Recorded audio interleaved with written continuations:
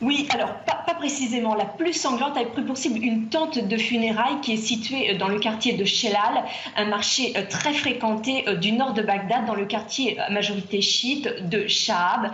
En début d'après-midi, à l'heure de midi, eh bien, un kamikaze bardé d'explosifs s'est explosé dans cette tente de funérailles où étaient regroupés des hommes, des enfants, tous chiites, et une tente située à proximité de personnes qui commémoraient le martyre aussi de l'imam Hussein, tué en 680 après Jésus-Christ. On parle de plus de 40 morts et d'au moins 60 blessés, dont des blessés souvent très grièvement, qui ont vu leurs membres déchiquetés et brûlés. Et plus tôt dans la journée, plusieurs attaques ont eu lieu, des attaques avec des hommes armés cette fois-ci, un point de contrôle de la ville de Mujaiba, qui se situe au sud de Tikrit, a été pris pour cible. 11 policiers ont trouvé la mort. Et puis une autre attaque située à Ishika, toujours dans le nord de Bagdad, où cette fois, eh bien, la maison d'un leader sunnite a été attaquée. Les hommes armés ont tué sa femme et ses 3 enfants. C'était un membre des unités de mobilisation populaire qui, lui, est en vie. Alors ces dernières attaques, elles se déroulent au moment où se multiplient les signes d'une offensive imminente pour reprendre la ville de Mossoul, le bastion de l'organisation État islamique.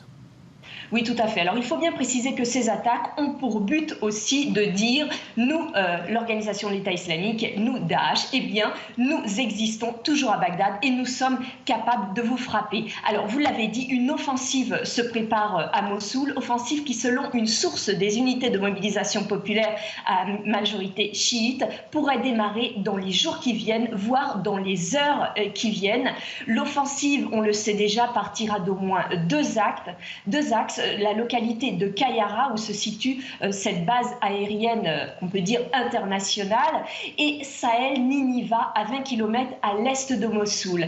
Alors, les forces irakiennes auront pour mission, entre autres, de contenir les djihadistes et de les empêcher de fuir vers la Syrie voisine, et ce, grâce à des sources d'intelligence qui fourniront des informations. Et tandis qu'on le sait aussi d'ores et déjà que des centaines de membres des unités de forces spéciales sont arrivés sur la ligne de front la plus proche de Mossoul. On sait qu'il y aura entre 30 000 et 50 000 troupes mobilisées sur cette offensive qui s'annonce la plus grande menée contre l'organisation de l'État islamique depuis juin 2014.